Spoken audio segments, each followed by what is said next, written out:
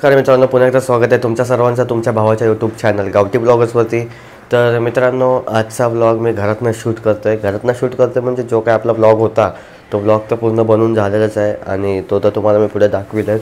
आणि आज इंट्रो घरातनं देतो आहे कारण असं झालं की आज जो काय दिवसभरात पाऊस लागत होता, म्हणजे आपल्या मुंबईमध्ये कालपासून जो काय भयानक पाऊस लागतो आहे, तर त्या पावसाच्या नादात आहे ना फोन पण बाहेर काढायला भेटत नव्हता जेणेकरून. आणि तसं तरी पण मी इंट्रो द्यायचे प्रयत्न केले खूप वेळा तरी. तर वाटलंच तर मी तुम्हाला क्लिप दाखवतो स्क्रीनवरती एक. माझ्याकडे जर असेल सेव तर मी तुम्हाला दाखवेन ती क्लिप. तर मी इंट्रो द्यायचा प्रयत्न पण केला, तेव्हा इंट्रो देतच होतो मी, चालू होतं आपला इंट्रो देणं. पण जो काय मागे वादळ पाऊस चालू होता त्याच्यात जो आवाज येत होता माझ्या कॅमेऱ्यामध्ये पण नीट रेकॉर्ड होत नव्हता. तर एवढा तुफानी पाऊस होता. आणि तरी आज 5-6 गणपतीचे आगमन झालेच.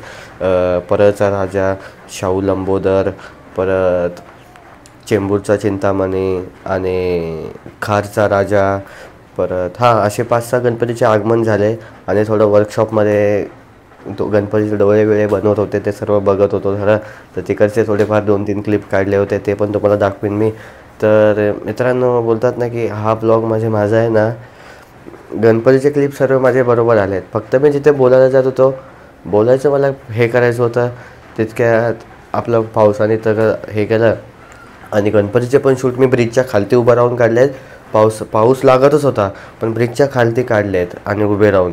आणि त्याच्यात खूप क्राऊड होती आणि पोलीसवाले तर थांबायलाच देत नव्हते, म्हणजे बोलतात की शूट करायला पण देत नव्हते, एवढी खतरनाक क्राऊड होती.